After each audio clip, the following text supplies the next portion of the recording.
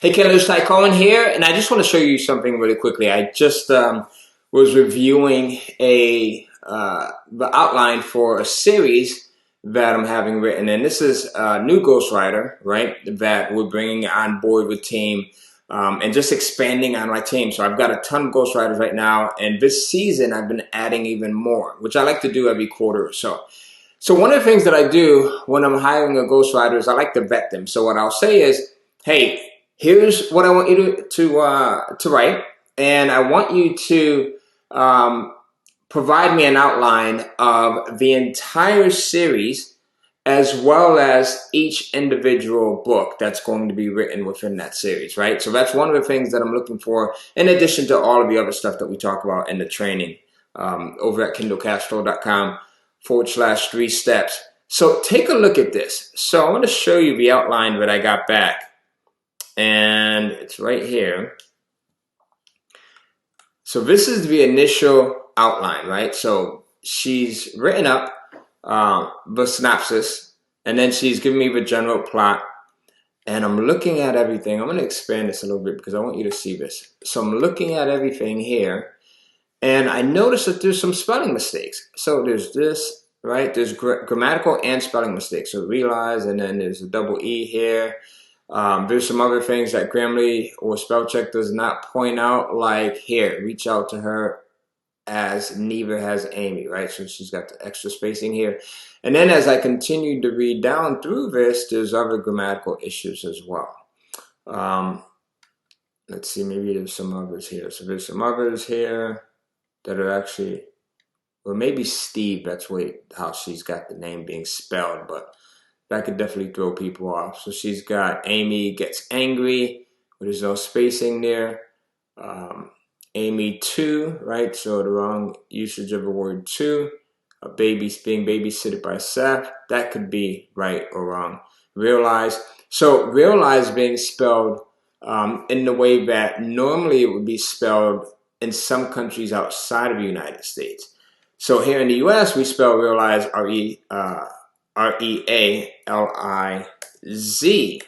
right? E-S. So you see that? So this gives me an indication that this writer is outside of the U.S. Most of my writers I like to have come from within the U.S. because I know that that increases the chance of the grammar, the spelling, and just all of the traditional stuff being right when it comes to writing.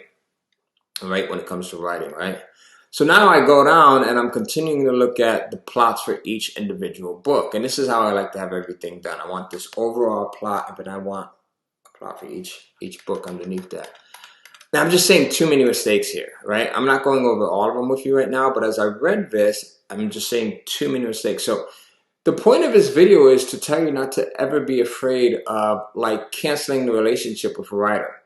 Because here's what's going to happen. If they're too lazy or if they're rushing too much and they're not getting the initial information back to you in a way where it's clean and it's polished, right? It shouldn't have to, you shouldn't expect it to be 100% edited, right? You're going to do some work just as you would with your books. But if they can't get the initial outline to me in a way where there's not a ton of grammatical errors or spelling errors, that is a red flag, and I do not want to start that relationship off in that way. It's like starting off a relationship and you know that the person has cheated on you in day one, right? Day one, you're probably not going to move on a little bit more with that. So here's what I sent this young lady. I want to show you how I actually kind of close this out. I'm going to delete that. So this is the message I sent her. And you can probably tell by the coloring that this is Upwork. So I just sent this today. I've got her name and the name that I use for this particular account blocked out for privacy reasons. And so she's telling me yesterday, right? Or actually this morning, I guess it was, 9:53 a.m. That's the overall plot for the series. I need your approval. I'll deliver as soon as possible. Now she's even got spelling, like grammar mistakes here. I'll deliver it as soon as possible. Thanks. So then I respond back. Well, she's asking me again. This is at 2 o'clock today. Hello, are you there? Can I proceed with the story? And I'm like, hey, I'm taking a look right now. I finally get to taking a look, and I'm just into it for, as you can tell by the timestamp, like 6 minutes. And I'm like, hey, there's no way I can move on with this. Take a look at this, right? And then I'm pointing out to her, I took a screenshot using a screenshot program, and I'm just like, look at, there's a spelling mistake here, grammatical mistake here, mistake here, mistake here, pointing out maybe like 20 different things, sir.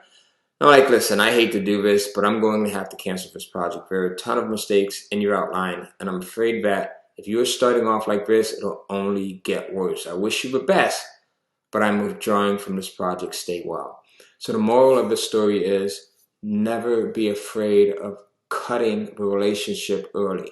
The worst thing you can do is have red flags, and you know within yourself that this thing is not probably going to get any better, right? The worst thing you can do is continue on with this relationship knowing that she's starting it off in a very lazy, non-professional way to begin with, right? You will save yourself many, many, many headaches, and you'll probably also save yourself a lot of back and forth and trying to find a replacement as you get later on. Because what I found as you get into this later on, because what I found is usually when you have people that are starting off on the wrong foot, they'll get into like, if you have like a 5 or 7 or 10 series or 10 book series, they'll get into like book number 3 or 4 and then just disappear on you. But if you have someone that's reliable from the beginning, then you're good to go. So I hope this finds you well. Let me know if you'd like to see more tips like this. Comment below. Just comment more tips. That's it. You know, sometimes I think about this stuff and it's like I'm doing this on a day-to-day basis and it's natural to me, but I realize that sometimes you may not see this type of stuff, and it may not come to you as easily because you're just starting, or maybe you haven't been in as long as I am. So I'm going to start to monitor these types of things that come to me on a day-to-day basis. Maybe I'll share some of my outlines. Maybe I'll share some things like some of my spreadsheets that I use to get my entire team working together in congruency. And but I have to hear from you. If you want this stuff, comment more tips below. And make sure that you're subscribed to the Kindle Cashflow YouTube channel and for podcasts. I share a ton of great information on both of those platforms. So you can subscribe to the YouTube channel by going to kindlecashflow.com/YouTube. And you can subscribe to the podcast by, guess what? Going to kindlecashflow.com/podcast. And when you do subscribe, that also enters you in to win some really cool prizes, like stuff that we've been giving away for a while now. Amazon gift cards in denominations of $25 all the way up to $50. We've got some Apple watches and AirPods here as well that we've been giving away. So many of you have entered our contest and you've won some of this stuff, and we're giving away even more. So MacBook Airs. And how do you enter to win? You enter to win by taking one of 4 or all 4 actions. And what are those 4 actions? So action number 1, make sure that you are subscribed to the YouTube channel. And that's over at kindlecashflow.com/YouTube. Action, or subscribe to the podcast at kindlecashflow.com/podcast. The second way that you can be entered to win is by commenting more tips. That's it. That's it. 2 words. More tips, right? Super easy. Anyone can do it. Don't be lazy like this writer here. The third way is to like this. If you're watching this on Facebook or listening on Facebook, or even if you're watching or listening on any other platform, YouTube, the podcast platform, go in and like this. And then the fourth and final way is to share it. All right. So share it with anyone that you know would appreciate this. All right. And tag me in that when you share it. Ty Cohen. And I'll see you soon. More tips. Comment right now.